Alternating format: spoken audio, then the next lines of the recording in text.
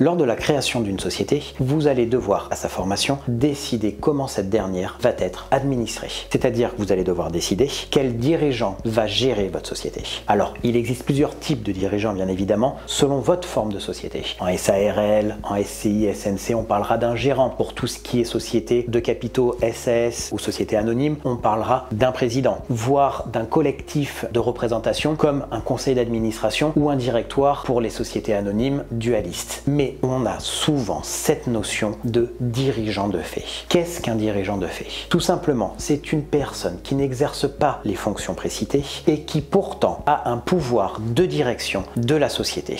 Il a des pouvoirs qui permettent d'engager la société envers des tiers. Vous trouverez également comme autre terme le dirigeant de paille. Cette notion est importante car en matière de responsabilité, la notion de dirigeant de fait peut avoir son importance. En effet, il n'est pas rare lors d'un procès ou lors d'une ouverture de procédure collective que l'on recherche la responsabilité du dirigeant de fait. Si cette responsabilité est avérée, ce dernier pourra voir engager son patrimoine personnel afin de solder les dettes de la société.